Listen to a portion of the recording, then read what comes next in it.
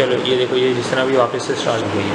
ٹھیک ہے ادھر ہی رہنا اور بتا دینا. ٹھیک ہے ایسے ہی یہ کوشچن دوبارہ بیٹھنا اور شارٹ کر لے گا اور مائک قریب رکھیں ذرا. مائک قریب رکھیں.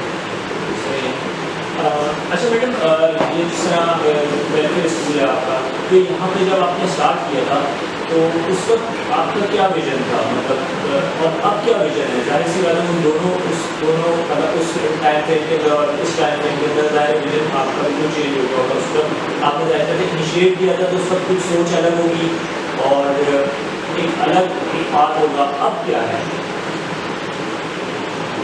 جب 2014 میں ہم نے اسٹارٹ کیا تب بھی ہمارا مشن کلیئر تھا, اب بھی ہمارا مشن کلیئر ہے. میں آپ کو کہہ دوں کہ ہمارا مشن کیا ہے. ہم چاہتے ہیں کہ یہ بچے جب کل اترے میدان میں کوئی مضبوط لیڈر بن کے ہوتے ہیں, ایک ایسا انسان بن کے ہوتے ہیں جو اس سوسائٹی کے لیے فائدہ پہنچائے.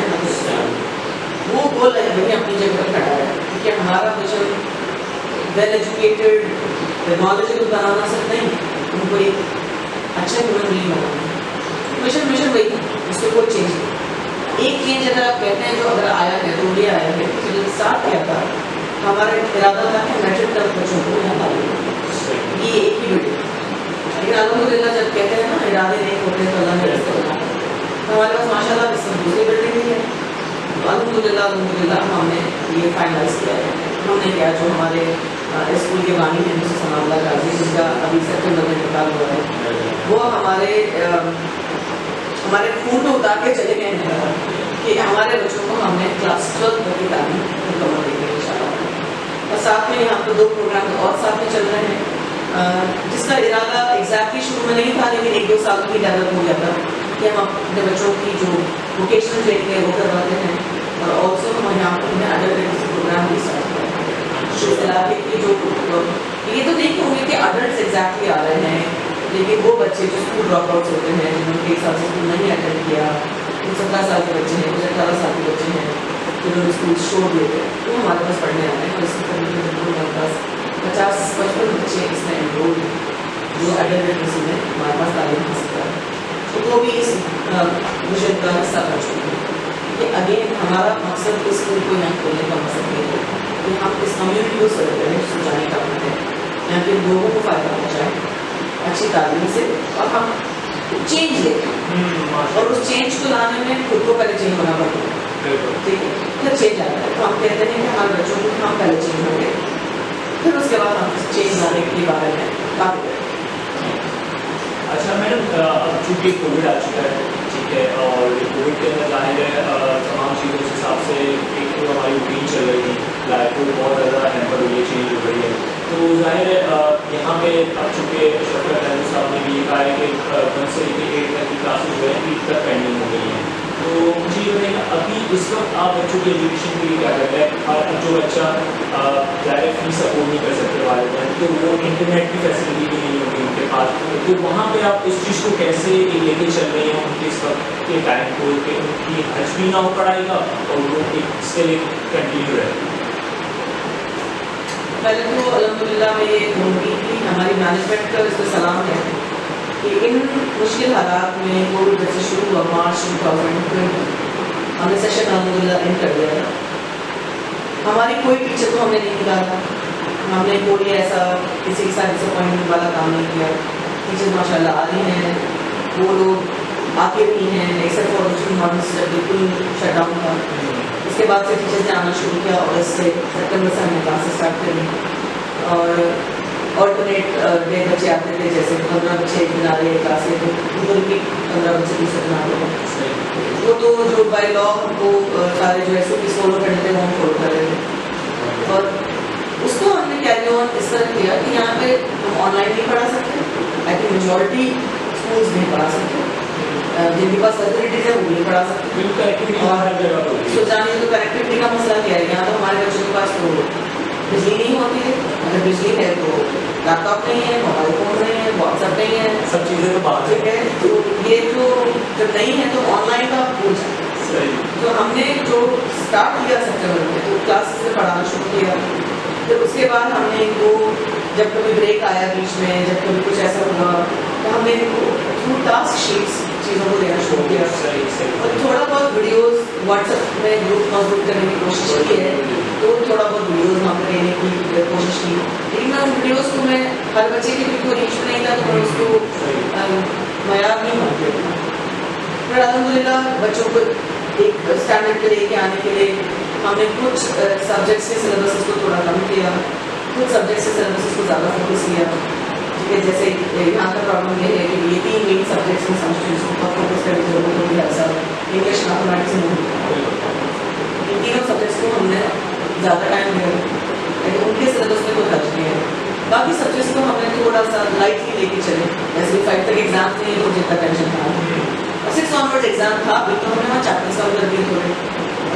इस तरह काम किए कि कुछ यूनिट्स को लाइटली पढ़ा दिया, कुछ यूनिट्स को हमने एक्टिविटी के थ्रू कवर करा दिया, कुछ यूनिट के साथ खाली ऑब्जेक्टिव्स करवा दिए, डिस्क्रिप्टिव नहीं करवाया। इस तरह हमने सिलेबस को कंसाइज किया, लेकिन जो 3 मेन सब्जेक्ट्स जिसका मैंने जिक्र किया उसमें हमने कोई कॉम्प्रोमाइज़ नहीं किया। तो अल्हम्दुलिल्लाह अभी जो ब्रेक भी हुआ तो उसमें भी हमें बच्चों के साथ इन 3 सब्जेक्ट्स के साथ फोकस रहे। अभी भी हमने बच्चों को टास्क शीट्स दी हुई है और उसके वो काम कर रहे हैं घर पे। इवन अभी हमारे एग्जाम्स के बाद जो बच्चे छुट्टियों में गए हैं उनको भी वो टास्क शीट्स प्रोवाइड की गई हैं जो सॉल्व करके लेके आएंगे, उसके बाकी मार्क्स हैं 6 सब्जेक्ट हैं जो इंक्लूड किए जाएंगे कैमरे के साथ, ताकि बच्चे सीरियसली इसको करें। और हम उम्मीद करते हैं कि आगे इंशाल्लाह ताला इसको मज़ीद देखेंगे। लेकिन डेफिनेटली एक बात तो है कि इस पैंडेमिक में बच्चों की तालीम में डेफिनेटली ना जाए, बच्चे नॉन सीरियस हो चुके हैं, उनको उस तरह का एक मोटिवेशन नहीं मिल रही है कि किस तरह लग के पढ़ना है। हम अपनी पूरी कोशिश करें। एक इन्वायरमेंट जो अपना क्लास के अंदर एक चाह होती थी, जैसे जब दोस्त भी पढ़ रहा है, सारे टेम्पो बना हुआ है, क्लास का एक माहौल बना हुआ है, तो पढ़ते हुए ये हमारे बच्चों को जो एक्टिविटीज की प्रोजेक्ट्स की आदत थी, इस साल हम कुछ तो करा नहीं सकते, सही तो बस सीधे पढ़ाए जा रहे हैं, काम कराए जा रहे हैं। लेकिन हमने कोशिश की थोड़ा बहुत कुछ करने की, लेकिन डेफिनेटली टीचर्स बहुत इस स्ट्रेस में हैं, वो जो चैप्टर्स हैं जो यूनिट से कंप्लीट करें, ताकि हम एक जस्टिफाइड अंदाज में इनको प्रमोट करके अगली क्लास में भेज सकें।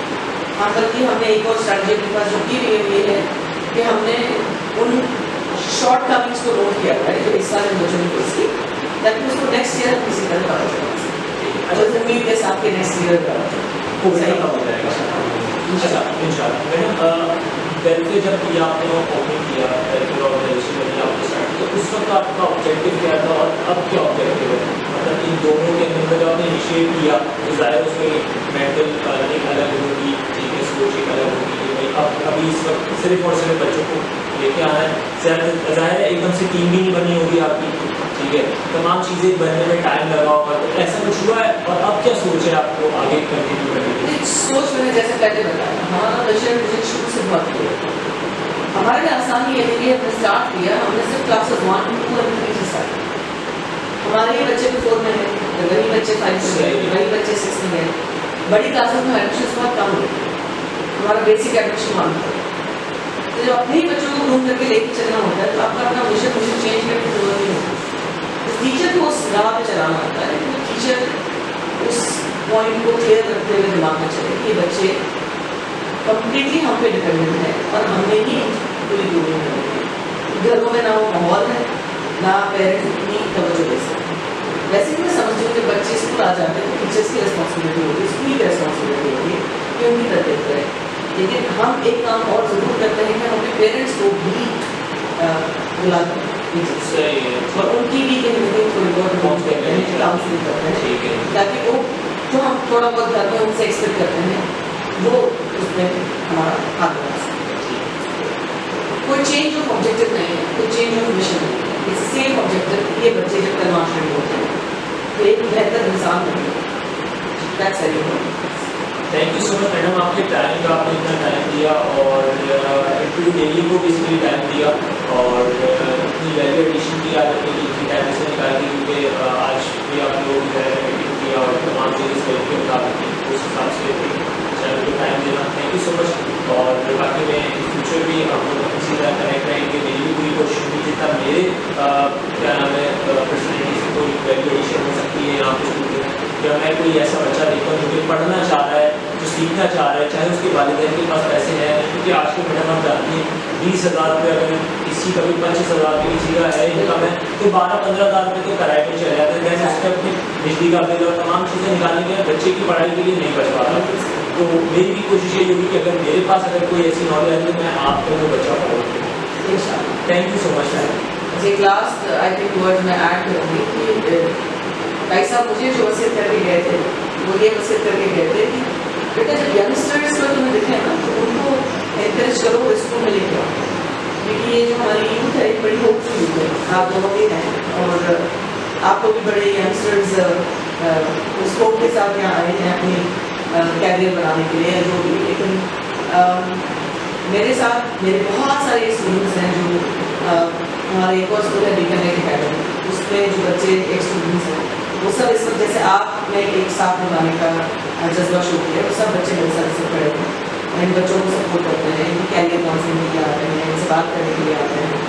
मैं आपसे भी यही कहूँगी कि यंगस्टर्स जितने जुड़ते चले जाएंगे तो ये आगे वाली यंग जनरेशन की बड़ी काम आएगी।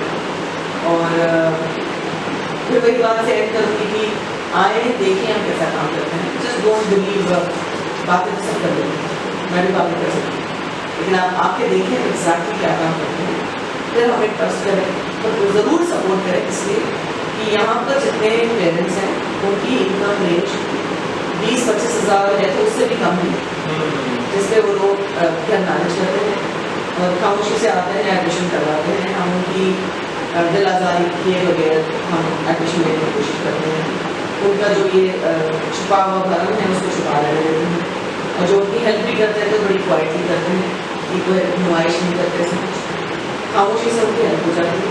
तो बच्चे भी ना कभी कभी फील करते हैं कि अच्छा ऐसा है, हम वेलफेयर स्कूल में पढ़ते हैं, तो हम उसको भी बड़ा ख्याल रखते हैं कि बच्चे कहीं इस बात से कहीं मुतासर ना हो, हर्ट नहीं हो।